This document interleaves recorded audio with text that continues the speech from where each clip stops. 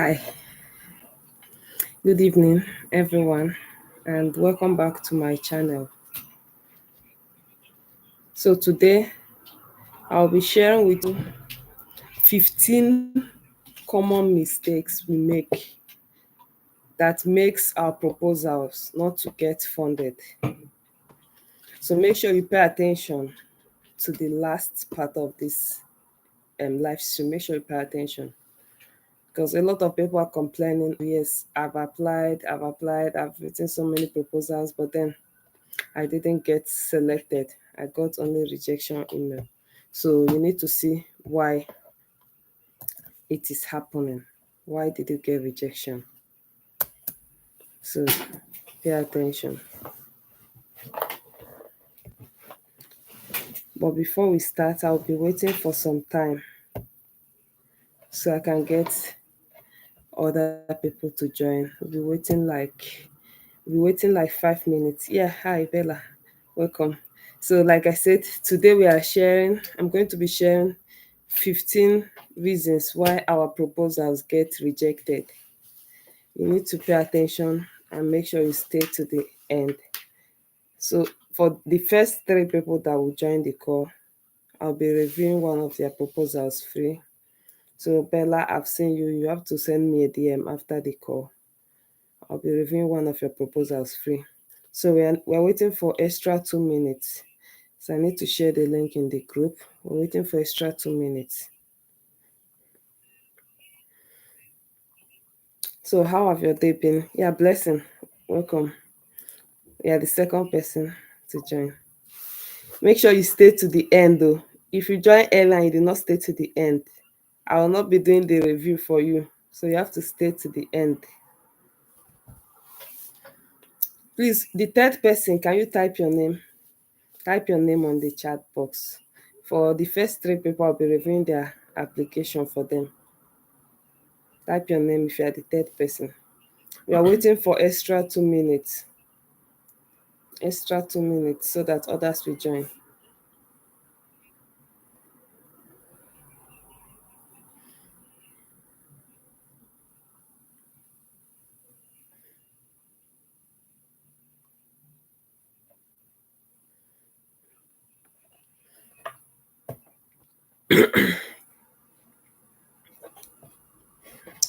Okay, Josephine. Josephine, are you in the WhatsApp group? If you're not in the WhatsApp group, you can join the WhatsApp group after this session. You join the WhatsApp group and then you send me a private message.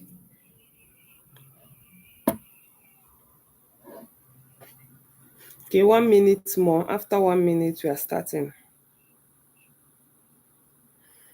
1 minute more.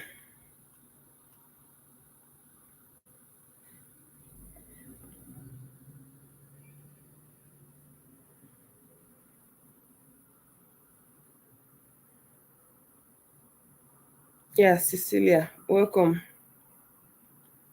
Okay, so we are starting now. So what are the reasons why our proposals get rejected? What are the reasons?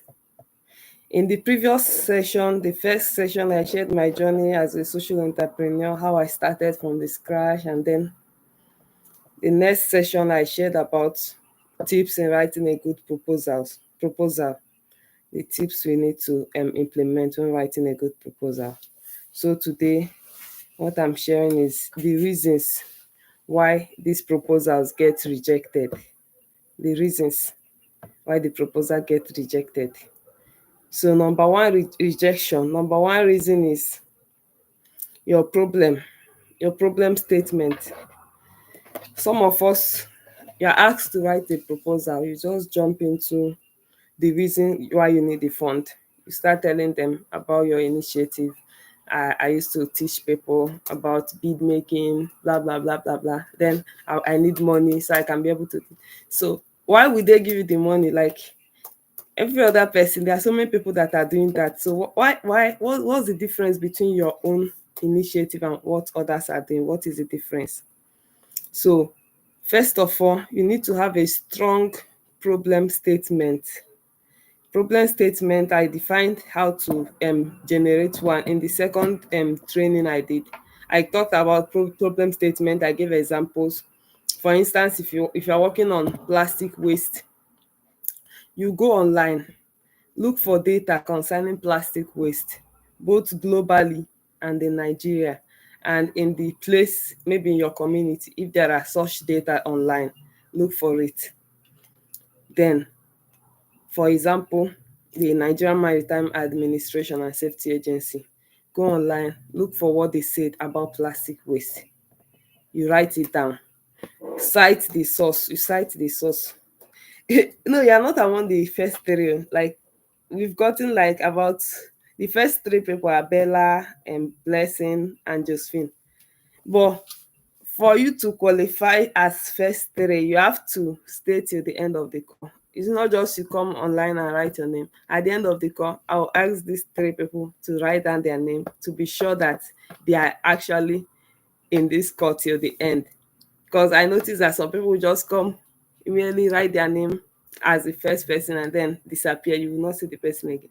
So at the end of this training, I will make sure that the first three people that I've identified, they will write out they will write their name. Then I'll be sure, yes, they stay till the end. Do you understand? So when I'm talking about problem statement, depending on your field, on the section you are working on. For example, if you are working on, let me say, addressing period poverty, you need to check online what are the information online concerning period poverty. To what extent is period poverty affecting my country or my community? Check it online. You will see some statistics about that. Maybe what did World Bank say about period poverty? 500 million ladies lack access to basic menstrual hygiene products. These are some statistics from World Bank. What the UNICEF say about it? What, like all those big international organizations, those are the kind of statistics you'll be getting to include in your problem statement. Not just you go online and look for all these bloggers, Nairametrics and other things. No, look for recognized bodies like World Bank, UNDP, UNICEF, all these UN bodies. Like, look for what they said about that problem you are trying to address, put it down in your problem statement, and then use persuasive tone. Like, let your tone, your writing tone, let it show the urgency of the situation, so that when the person that is judging is reading, they'll say, oh, like, this is very crucial situation, like, that cannot be overlooked. Compel them to do what? To see the problem you are seeing, to see how urgent it is to solve this problem. Then you start from, maybe you can start from bottom up, maybe from your community level, then the country level, then the global level, or you start from top down approach, from the global down to the country level, then the state level, community level. Any of this method can go for your problem statement. Then after the problem statement, what's the next thing? The next thing is the goals. What are the goals of your project? How do you intend to solve these problems that you identified?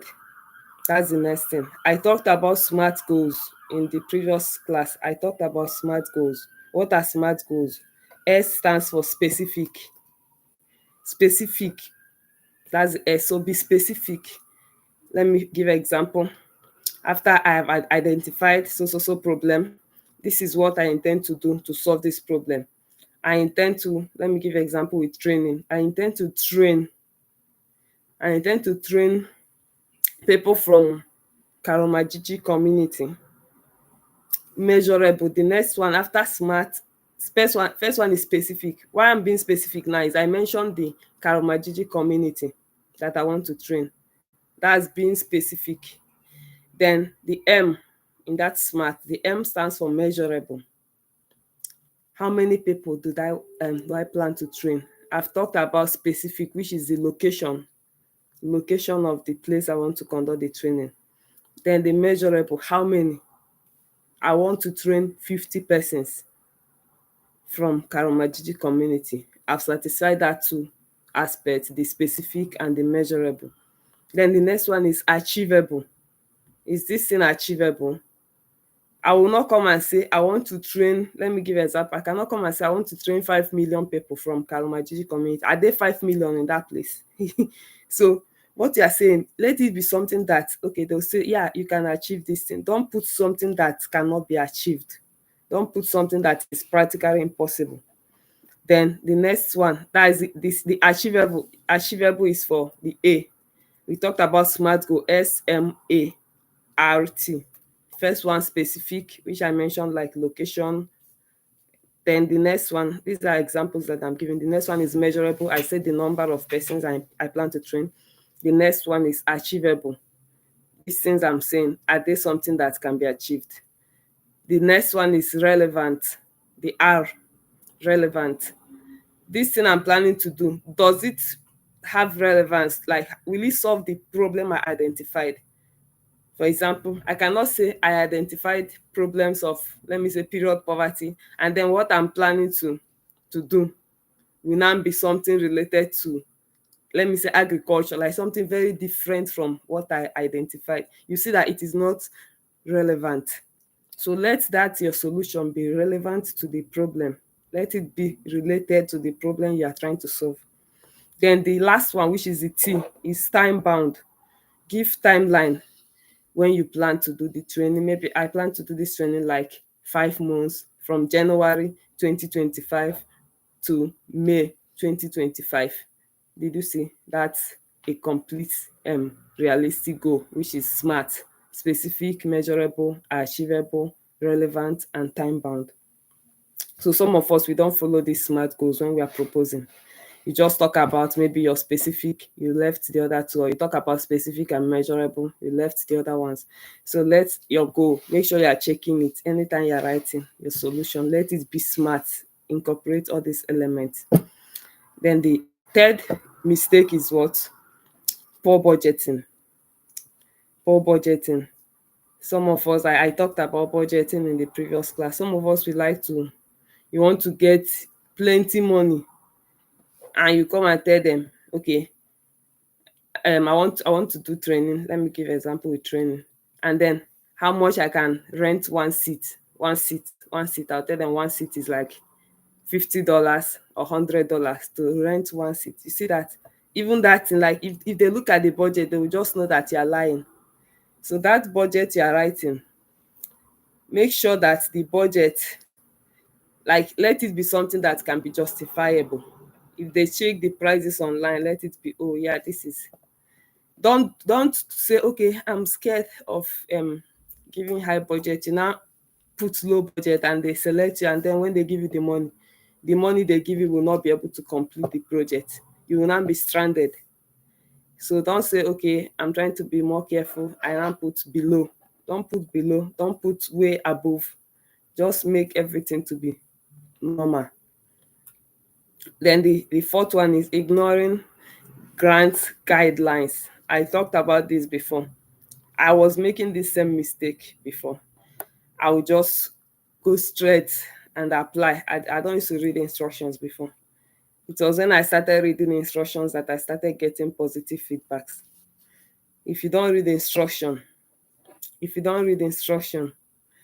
you are not going to follow exactly the way they want you to do it. There is an application, because I was doing late submission. I did not read the guidelines. I finished writing it and submitted. When I went back, after I finished submitting, I went back to read the guidelines. I saw that I messed up full time. Like, I did rubbish. It's totally different from what they want. Maybe I see that kind of thing, I know that this one is gone. I just have to forget about it and look out for other opportunities. So read guidelines. It's very important. Then the next one is overuse of jargons. Okay, I talked about this. Some applications, like some people may give me, okay, let me review for them. I'll see that the person use a lot of jargon. So why are you using all these jargons? It's not necessary. So make sure that your language is plain and straightforward. Don't be too complicated to understand. There are some kind of applications I will see, I will not be able to understand what the person is trying to explain. I mean, if an ordinary person cannot understand it, you think that the judges, they will also understand? Some of these judges, those things they are judging are not their field. It's not their field. So they may likely not understand the point you are trying to make. Maybe you're an engineering student and you're using all your engineering terminologies. You don't know that the person judging what you're writing is somebody that has an art background, and you are using your engineering terminologies.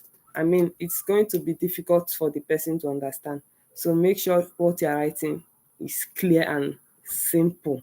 Like, use simple language. You're not doing a research. You're not trying to score first position as the person that knows English very well. So make sure you're writing in clear and simple terms.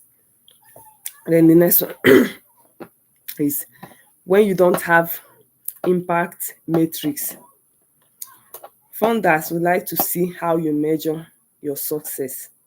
So if you are writing proposal, make sure you include how you plan to measure the success of that initiative. How do you plan to measure it? You can include how you plan to maybe collect feedback, do interviews, surveys, you know, get testimonials. So how do you plan to measure, to know to know the impact of this thing you are doing? You need to know the level of, let me say, like if I go to teach people about the SDGs, the first question I used to ask them is, have you ever heard of the SDG before? I'll see, if you have heard of SDG before, raise up your hand. I'll see the number of persons that actually have the knowledge. So from all the trainings I've gone for, I noticed that none of them, I don't want to paint it now, none of them have heard of SDG before the training. None of them. But then those places we went several times, that we went and we revisited. When we go for the next visit, we ask them, have you heard of SDG? Ahead, they will raise up their hand because we've taught them before. But majority of them in the beginning, they don't know what it means. They don't know what is SDGs. We have to start to explain what SDGs are. So after the training, you ask them what they learned. These are the way to measure the impact. Like the second to last programs I did, I had to interview those women. I asked them to talk about everything we did, and those that were able to give detailed account of what we did, they were able to win some cash prizes for themselves. So some of them, they thought we just came to teach. They don't know there is any incentive attached to it. It was after we now called them back to assess them to know what they learned, then they started giving testimonials. So the best 5 people got some cash prizes for themselves. That was why anytime we come, they just take us serious, because they know that's something we actually come out. So these are the method of I'm using personally to measure the impact of what I'm doing. Then the next problem is weak sustainability plan. I talked about this in the previous class. How do you intend to sustain the initiative after the funding? You see, when they give you funding, after you finish using it, you go back, that initiative will just die like that. People that are giving you the funding, they want to see how smart you are. They want to see you multiply. Even in the Bible, when the like the parable, the rich man that gave the servants money when he's traveling, and when he came back, the first servant that he gave five is it 5 coins or so, he came back and gave him 10. He made 10 out of the five. He made extra 5, making it 10. The one that he gave 2 made extra 2. The one that he gave 1 went and buried his own and returned it to the master. So that person giving you money, we like to see the impact that he too want to make in your life. So how do you plan to sustain this initiative? I gave an example when I won the Trash to Cash Challenge in January 2023. I told them that I'm going to, during the award ceremony, I told them I'm going to register this initiative and I'm not going to let it end at the competition. It was Trash to Cash Challenge that gave birth to my organization, Team Up Cyclers. It was Trash to Cash Challenge. We did it in December. I never knew I was going to form an organization from it. I just did it casually, the way I see competitions. I look at the criteria, the instructions they gave, then I'll go and do all those things according to the instructions. I did the project, documented everything, and submitted. Then we don't have any name as Team Up Cyclers. We don't have any name. I started it with my siblings, so I just had to put all our names individually, and we submitted, and we won. Mainly, I won that, and I say that means this idea is valid. I'm not going to let it die. If this idea is able to get me first position in an international competition and I took first position, I never believe it's going to happen. It changed my mindset, my narrative, because all this while I can't believe that something that they needed one person or two person in the world or three, that I'm going to be one of them. I never believed it's possible until I won that trash sugar challenge. Yes, the money then was $400, but then that was the biggest money I've ever seen in my life. That was the first time I'm touching dollar. I was jumping up and down. I jumped to the point that I had pains in my legs because I was rejoicing. I can't believe that this is going to happen. I told them during that was I'm going to take this to the next level. I'm going to register this as an organization. And every day, I keep telling them they don't know what they did for me, because it was the project I did then that helped me to start an organization. And subsequently, I started getting grants, I started getting funding, I started expanding and doing so many other stuffs. Assuming I did not take that bold step to participate in that competition, I don't know what would have been my fate today. That was when I used to apply for everything. Everything I see, I'll apply. Everything I see, I'll apply. Whatever they say we should do, I will go and do it. If they say go and train people, I'll go and train, get the pictures, everything, and submit. If they say go and do some recycling, I'll go and do it. That was when I was doing them. Every time I'll be jumping from one farm to the other, taking pictures of farm, videos. Like sometimes when I see those pictures, I start laughing, because that was when I was still trying to find direction on what to do until the trash sugar challenge and worked out. So people want to see how you plan to sustain your initiative. They want to see it. Include it in your in your proposal. If you are not including your sustainability plan, know that you are making a mistake. You need to correct it today.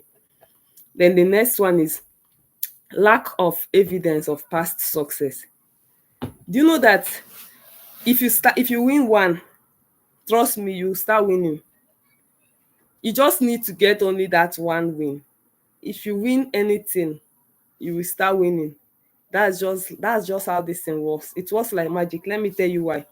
Because people want to see evidence of your success, history of your success. Like they will say, oh, if I give this person this, and that means this person will be successful. But if you are not showing that you are successful, like they are not seeing your impact, they are not seeing what you are doing, they will not be able to trust you to the point of giving you money. They will not trust you.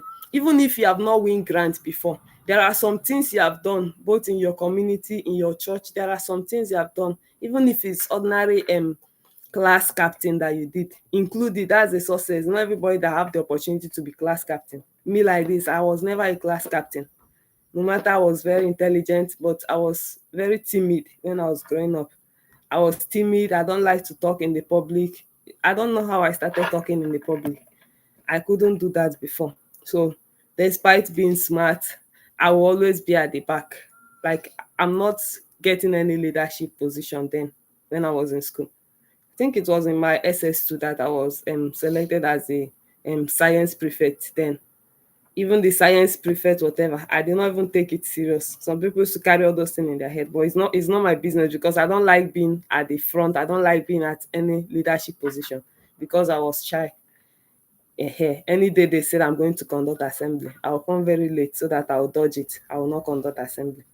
So, but then if you have done all those things in your secondary school days, if you have some kind of certificates you have done or some leadership trainings you have done, make sure you include it. Before I start winning grants that I've not gotten any award, I've not gotten any grants, what I normally include as my success history is evidence of all those trainings I did, trainings, and then all the leadership positions I held in the church, both in the block rosary, Sion, Mary League, All those things are the things I include for them as my evidence of past success until I started winning grants for my social impact award. Then I started including these ones.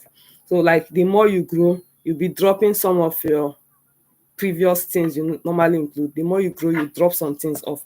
There are some things I don't normally talk about again because I think I've grown past all these things to be including them in my initiative or in my evidence. I feel like I've grown past it. But for the start, you need to include such things. So that shows your track record of success. And it shows that if they give you this thing, you have the potential to succeed. Even if they did not ask you for it, talk about it. Sell yourself. You're competing against others. What if the evidence you have does not align with the project? Yes, I've done some things. The evidence of my past success are not in alignment with the call for application. I just tell them, look at what I've done in the past. And if you give me this opportunity, I'm passionate about this thing I'm applying for now. I'm passionate about this field. If you give me this opportunity, if I'm able to succeed in these other things, then I will succeed in this one. And then it's something I want to do, it's something I'm passionate about. I will just prove to them reason, convince them why they should give it to you. If you're able to succeed in this aspect, then you succeed here because you are now trying to specialize in this area. Do you get it? Then the next one is unclear project timeline. Unclear project timeline. If you are not breaking down your timeline into like put the milestones you want to achieve for each phase. What are the milestones you want to achieve? In your timeline is not just giving them the number of months. Let me say January to December. You want to do this thing between January to December, 6 months. That's not enough. Break it down. January, look at what I want to achieve in January. February, look at what I want to achieve. March, look at what I want to achieve. Do you understand? If you don't have enough word count to start breaking it down month by month, you can divide it quarterly. Divide the year. If it's 1 year project, divide it into 4. In the first 3 months, this is what I hope to achieve. In the next 3 months, this is what I hope to achieve. Break it down like that. That makes your timeline to be very standard. So put the milestones you want to achieve. That makes your timeline to be very clear. Then another problem is failing to engage beneficiaries. You need to engage. I'm talking from the aspect of being an educator and someone that has been conducting trainings. So that's why I'm using more of trainings as an example. Engage stakeholders, engage the community. Show them how the community will be part of this process. Show how. What do I mean by that? If I'm going to the IDP camp to train people, in my proposal, I will show them that I will do this, like I'll go to the IDP camp beforehand. I will talk to the chairman, the women leader. I will get approval from them. And not only that, I will also make sure that these people are part of the organizing body.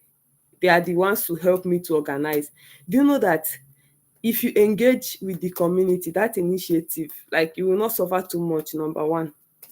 And it will show that you have a good relationship with those community. Anytime you want. After I've done some trainings in the IDP camp, sometimes like these people will call me and ask me when am I coming again, that they are still expecting me, when am I coming?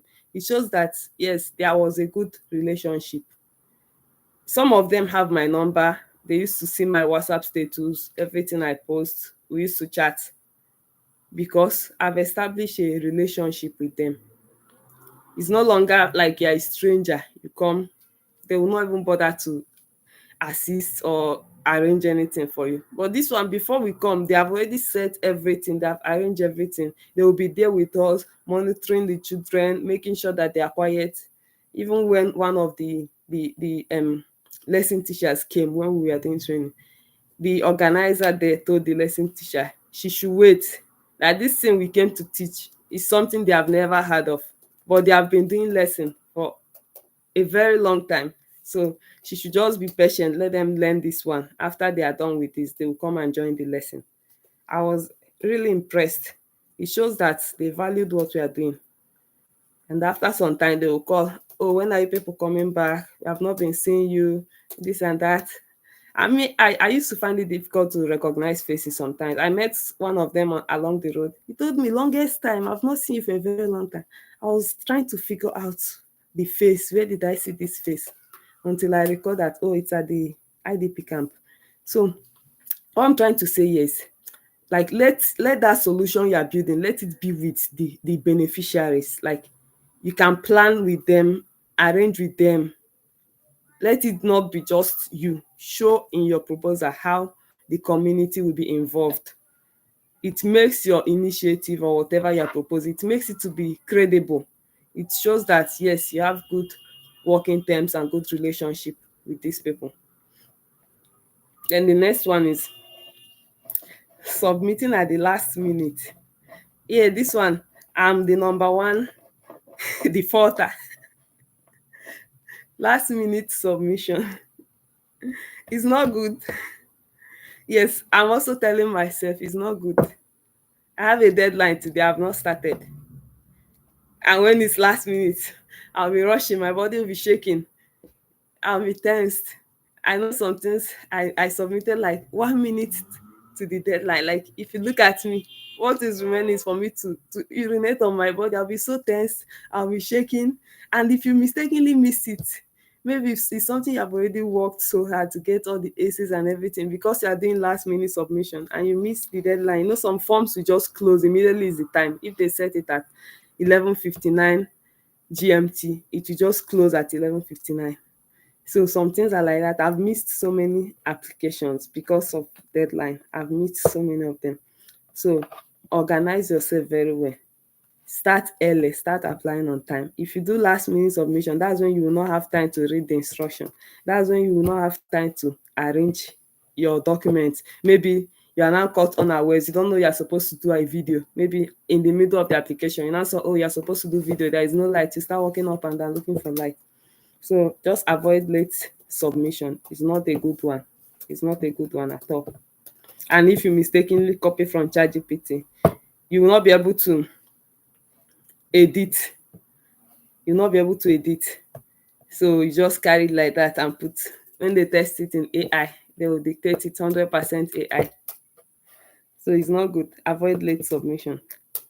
Then another thing, this one is very important. Not customizing the proposal. Some people are so lazy that you will use one proposal to apply for different opportunities. Do you know that I was doing this thing in 2022? That was why throughout 2022 I was getting rejections. You are using one initiative exactly the way it is, the same thing you wrote. You are using it to apply for every other thing.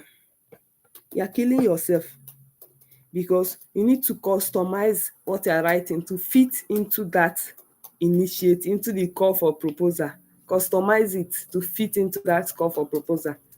The only time you don't need to worry is if this thing exactly fits into this initiative. Sometimes you will see like 2 or 3 grants. When you look at it, you see, oh yeah, this idea can fit in exactly.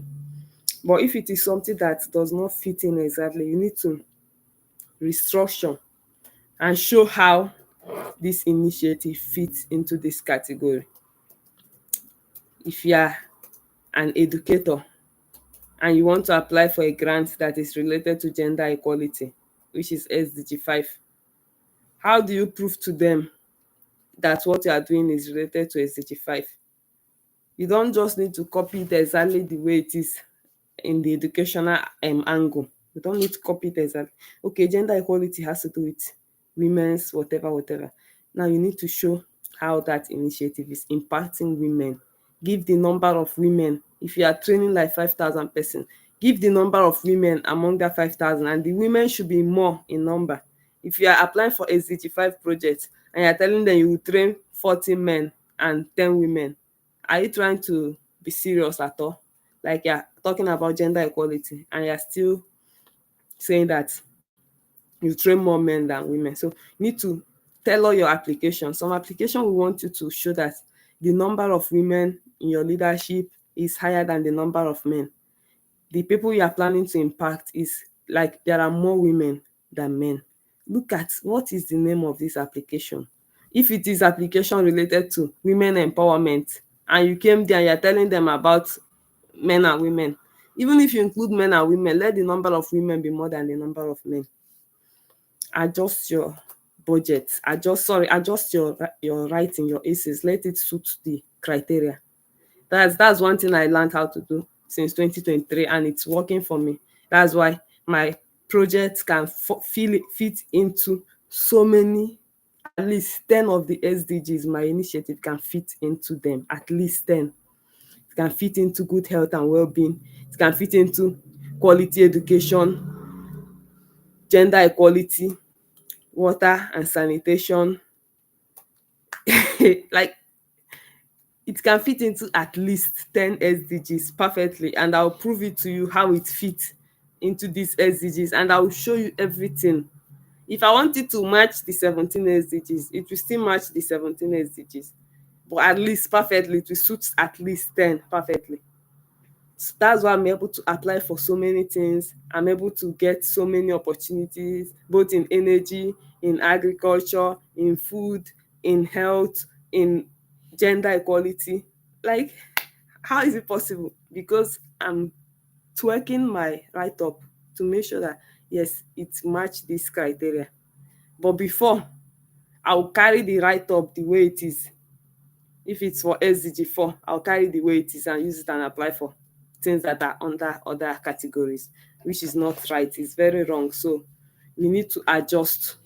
If you are lazy, you cannot do this. So because you'll be writing essay every time, you will be rewriting and rewriting. You don't need to get tired. You'll be rewriting essays every time. If you are lazy, you want to use one essay to apply for everything, or they told you recommendation letter and you're looking for one generic recommendation letter. If you are writing recommendation, like you need recommendation for any application, don't come and write to whom it may concern. That is generic.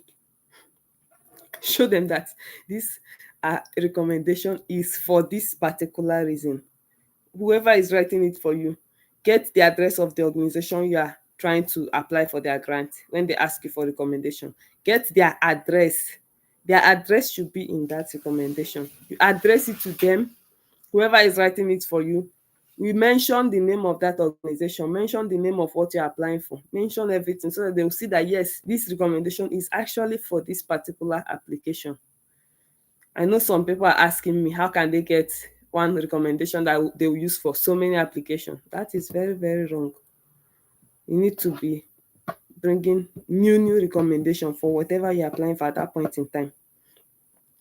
Then the next one is inconsistent or incomplete supporting document. Maybe they ask you to put your transcript, I'm giving an example now, and you bring your certificate and put there. They ask you to bring your business registration document and you snap the picture of your shop and put there because you don't have those documents. Then you are killing yourself. Yeah, I remember my application to Cambridge LSE for PhD. I got a rejection. I know the reason why I got a rejection, because they asked me to put my interim transcript. I didn't put the transcript. What I put there was my scholarship essay, my scholarship offer letter. But why was this so? Because I couldn't get the interim transcript. When I applied for Cambridge, we are still taking our courses. We have not gotten any score for any of the courses. I just started it. We have not been scored, so I cannot get any transcript to put. And they wrote it probational rejection. I don't know. Maybe probational means like under consideration. Also, I cannot really explain. The LSE, they emailed me after they sent me the rejection. The next day, they emailed me that I should give them the interim transcript so that they will send back my application for consideration. That was when I knew that, oh, the problem with this application was the transcript. I told them I cannot get it unless I will give you the pictures of my scores. Then I said, okay, I should screenshot my scores and send to them. I had to do that and send. Still waiting for feedback. But then, what am I trying to say? This is the academic aspect that I'm talking about. But when you are doing your grant proposals, Some of them will ask you for letters. Maybe get a letter from the community, a letter of support. Get this, get this, get this. And you got a generic letter and put there. You're killing yourself. Tailor the letter to their own initiative. Whatever they ask you to get, make sure you get it and give them. Lack of collaboration. Some of the organizations, we want to see that you are collaborating with others. Maybe they will ask you that you must have a partner.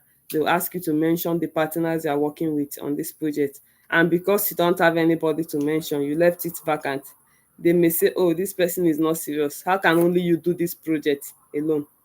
There's one of the grants I got, the one I got this month. It's different from the one I talked about in the other application. So what happened there? They asked me during the interview, they asked me, where are my team members? That I should invite them to join the call.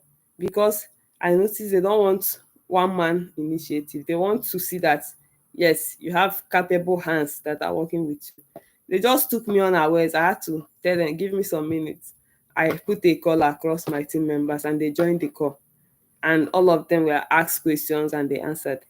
So they want to see like you are collaborating with others. If you are the only one doing your stuff, you may need to include other people. Let it not just be one man initiative, except if the application you are applying for, they needed just one person, then that's when you are good to go. But most of these grants, they would like to see that you have other people you are working with. So show them. Some of them will ask you about your team and their qualifications. That's for them to know if these people have the capability. I also talked about LinkedIn. Make sure you are updating your LinkedIn. If you look at grants, they will ask you for your LinkedIn profile. They will not ask you for your Facebook profile. They will not ask you about Twitter. Some of them will ask you to put all your social media profile, but majority of them will ask for your LinkedIn profile, because that your LinkedIn is like your CV. Showcase what you do there. You are not being proud. That was what I was thinking back then in 2022. If I see people posting, I'll say, oh, these people are proud. They are boasting. I don't want to post. One of my friends told me, this is not being proud. You are selling yourself. You are selling yourself. That was when I picked that idea. I started doing what? Becoming serious with my LinkedIn. I started posting stuffs. And you know one thing about LinkedIn? LinkedIn is not like Facebook that you come and do one rubbish and post and people will be clapping for you. If you are not giving value, people will not like your post. People will not comment.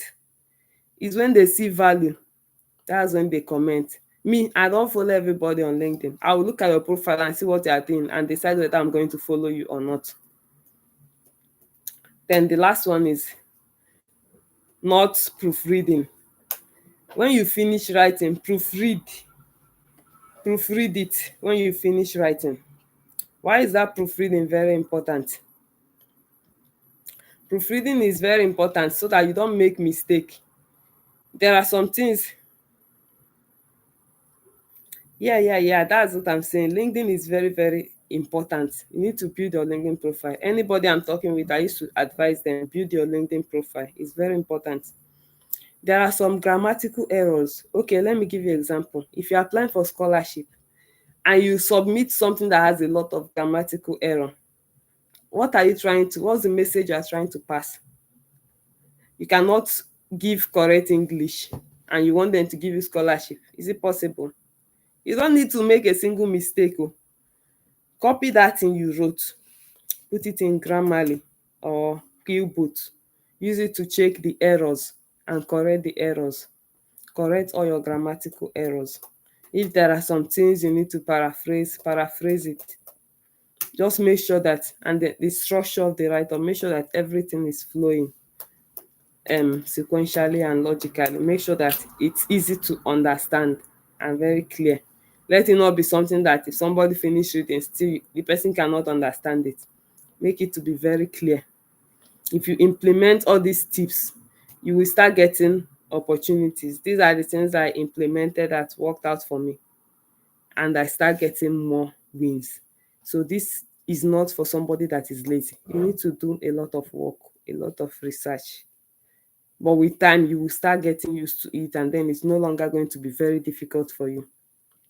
Like at this point now, I won't say that the applications are very, very difficult the way it used to be for me before, because I've written so many applications, and then sometimes I may use an idea to apply for like two things or three.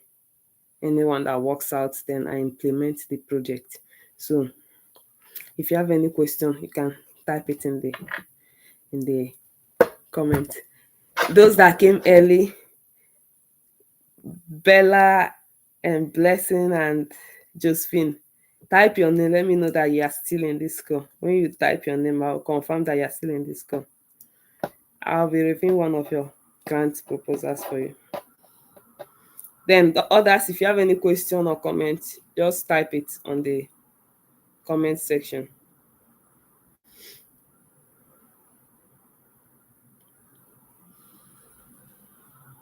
So where do you find these opportunities? You find it online. I have some WhatsApp groups, about 3 of them, where I share these opportunities. So apart from that, you can go online. You see the opportunities, a lot of them. Sometimes you have to search. You have to search.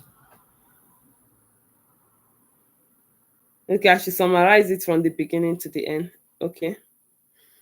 Martha said I should summarize it. So let me summarize it. So the session is, I'm pointing out 15 mistakes that we make, that makes our grant proposals not to get funding. I pointed out the 15 mistakes we make, and I said how we can correct it. The first one is, number one is weak problem statement. You have to fix this by getting data online about the problem you are trying to solve. Get data from reliable sources like World Bank, UNICEF, UNDP, United Nations. Get from credible sources, not from bloggers like Nairametrics and other bloggers. Get reliable data from all these credible organizations, that when people look at the problem statement, they'll say, oh yeah, these are reliable, from the sources are reliable, so they can trust it. The second one is unrealistic goal. That's the second mistake. Unrealistic goal. Make sure your goals and your objective of your project are smart. Smart. S stands for specific. Talk about the place you want to make an impact, the place, the location. That's specific. Measurable. Talk about the number of persons you want to reach through your impact. Achievable. Make sure what you are saying you are going to do is something that can be achieved. I cannot come and say I want to build 100-story building in 1 month. It is not achievable. Then for the R, relevant. Make sure that thing you want to do is relevant to the problem, is going to solve that problem you want to, is the problem you identify. Make sure the solution is solving that problem. That's the relevant. Time bound. Give a timeline. Is it 1 month? Is it 2 months? Is it 3 months? Then the third one is poor budgeting. Don't do under budget, and don't do over budget. Let it be accurate. Check online, check the market value of whatever you want to use for your initiative. Check the prices, so you don't give a wrong budget and you don't overestimate as well. Then number 4 is ignoring the grant guidelines. Make sure you read the instructions before you apply. If you do not read the instructions and you apply, you find out that you applied wrongly. You did not follow the instructions. That's happened to me. I did some applications, and when I went back to read the guidelines, I saw that I didn't follow the instructions. So I already know that I've lost this one. Number 5, overuse of jargons. If you're an engineer or a medical person, don't use too much jargon. You don't know the person that is reading your application, whether the person has a science background or not. Make it to be simple so that anybody can understand it. Number 6, no clear impact matrix. Show them how you plan to track the success. You have to measure what level do these people understand this topic? Measure it from the beginning before you start. Then by the time you finish whatever you are doing, if it was a training, after the training, ask questions to know their level of understanding, if you actually made an impact or not. Ask for feedback, testimonials, results, like look at what that thing achieved. Number 7, week sustainability plan. Explain how you intend to sustain this project even after the funding. What are the things you need to put in place to make sure that this initiative continues even after the fund. Number 8, lack of evidence of past success. Show the past things you have won. Even if you have never win award, check yourself very well. You will see that I'm coming Abdul Latif. Check yourself very well. You see that you've actually done some things in the past. Even if you are taking first position, it's a success. Talk about it and tell them that how you're able to do this in the past, and this is going to help you to be able to scale through this project. Maybe you've been a leader in your community or in the church or in the school. Tell them how that leadership will help you, the experience, the success you achieve, then how it's going to help you to do the project very well. Number 9 is unclear timeline. So when I talked about timeline, don't just say I'm doing this project for 6 months. Break it down. What are the milestones you will achieve for each? Someone is asking me, how can we get ideas? I talked about these ideas in the first grant writing class. If you have not watched it, you need to watch it after this session. Go and watch it. I talked about how you can get ideas. That was the topic of that first class. Break down your timeline with the milestones you intend to achieve. Maybe you want to do a 3 months project. First month, look at what I want to achieve. Second month, look at what I want to achieve. Break it down like that. This should be number 10, right? One, two, three, four. Yeah, number 10, failing to engage beneficiaries. That's when I talk about you working in collaboration with those people you want to do a project with, whether it's a community or a school. Show how you plan to collaborate with them, the stakeholders, to make sure that the initiative is a success. Number 11, submitting at last minute. I told you that this one I'm also guilty of that. Last minute rushed application always contains so many error. It's after you submit, that's when your eye will clear. You will see all the mistakes you made. So don't submit late. Start early. Plan early. Don't do like me. Start early. If you miss application you have suffered for, the thing used to pain. Like if you are finished writing this and you miss it, it used to pain when you remember all the suffer. Like, then number 12, not customizing the proposal. That's when I talked about tailor your proposal. Each application you're making, tailor it to that specific call for application. What do they want to hear? The call for application is talking about women empowerment, and you are proposing a project that does not relate to women empowerment. Do you think you will get it? I was doing that in 2022 when I was still trying out different ideas. I will carry shoemaking business, apply for everything, I'll use it and be applying. I'm getting rejection. Tomorrow you will say I'm getting rejection. Yeah, the cause of your rejection. If that thing you are applying with, if it's not working, drop it. If the idea no dey pay, drop am. Go and look for idea that will pay you. I've dropped shoemaking since. I dropped shoemaking since 2022. It's not like I cannot make shoes now. I can make footwears, I can make bag, I can make bead, I can make so many things. But then what happened? I've dropped it. I don't apply for it I don't apply for stuff with it again. Because throughout the time I use it to apply, it did not pay me. They pay me. I did one climate initiative, it paid me. I dropped shoemaking, enter climate. Na where money dey, me I dey. I no dey where money no dey. So try out several things. Anyone that pays you, stick to it. And make sure you customize your application. tweak the application, let it fit into that thing you're applying for.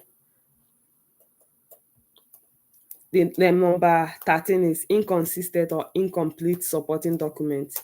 That's when I talk about maybe they ask you for reference, or they ask you to put your business registration document or your CV, and you do not put some of them. Make sure you put all the documents they ask you for. If you are getting a reference, make sure the reference is addressed to that organization. Don't get a reference that they say to whom it may concern. You just show them that that particular reference is generic. That word to whom it may concern is generic. Everybody, like, you can use it for every application. That's one thing that is killing people.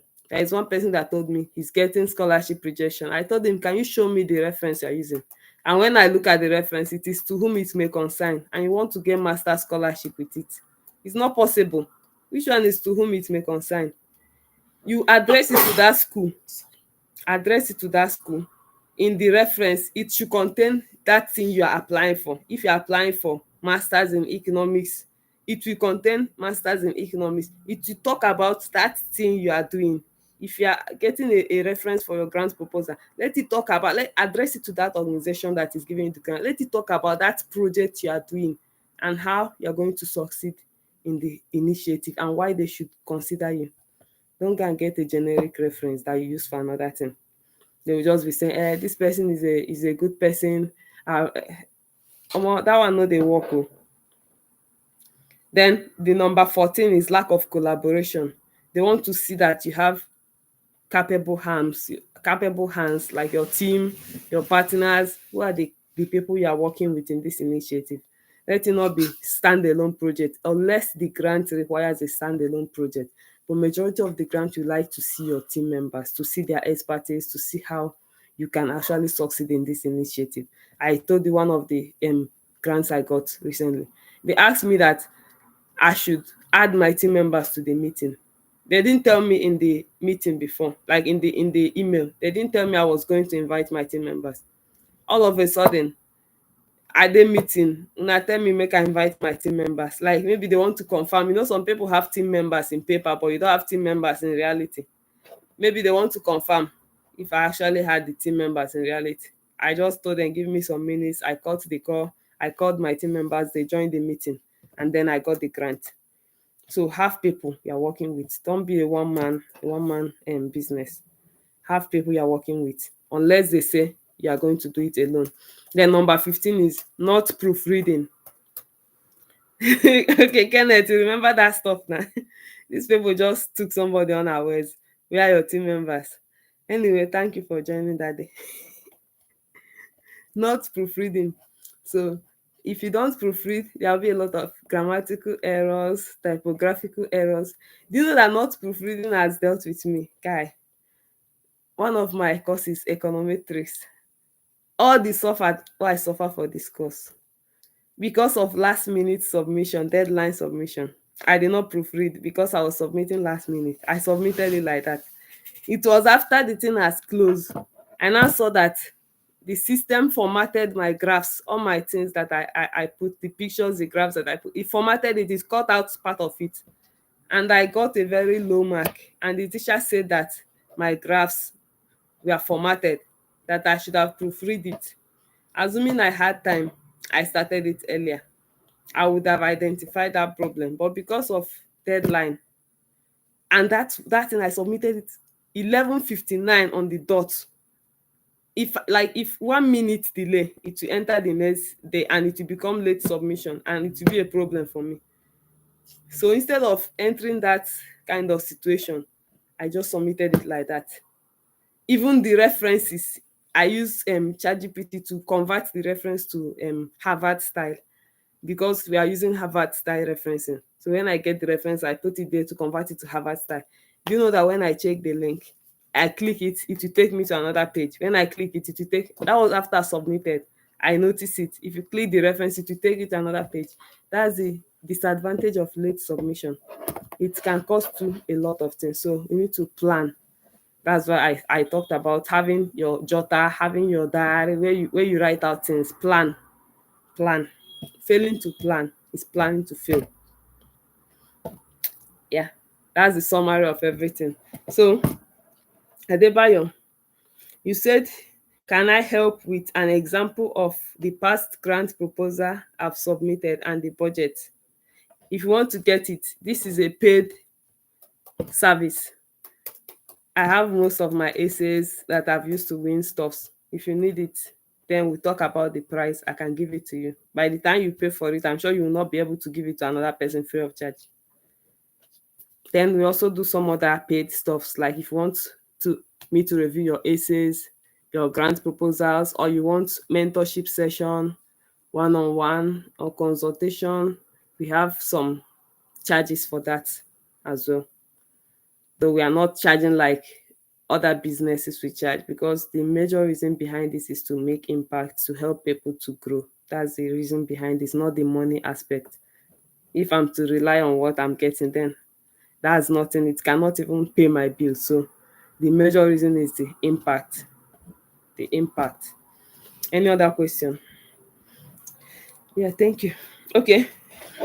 The person that asked, how can one get ideas? Watch the part one of this grant writing clinic. You will see where I talked about how you get ideas. Then for the budget and the proposals, I also talked about it in the second grant writing clinic. And our next class will be on Saturday.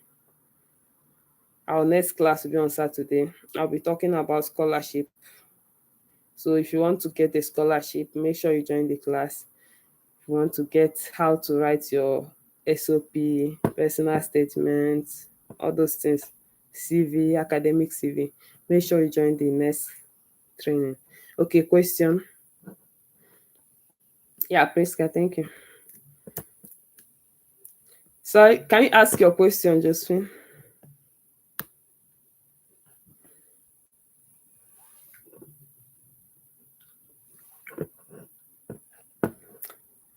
Josephine, you said you have a question. I'm not seeing your question yet.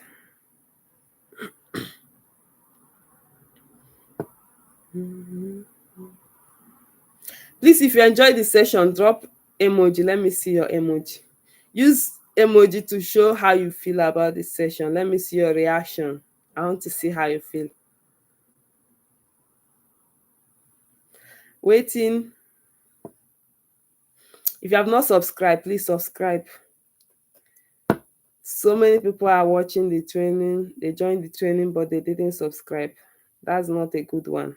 If you have not subscribed, please subscribe today. Yeah. Okay, I've seen them. Someone said she has a question, and I've not seen the question. I'm going to end this session. I have a deadline today, and I've not started. I have less than 5 hours to finish it. It's 7:04 here. Am I saying 5 hours? Oh God, it's not 5 hours. I have just 3 hours plus. I need to I need to go back and do my deadline. Guys, I had to sacrifice a lot to be here. So I cannot afford to miss my deadline. I think I've sacrificed enough. See you guys on Saturday. Bye.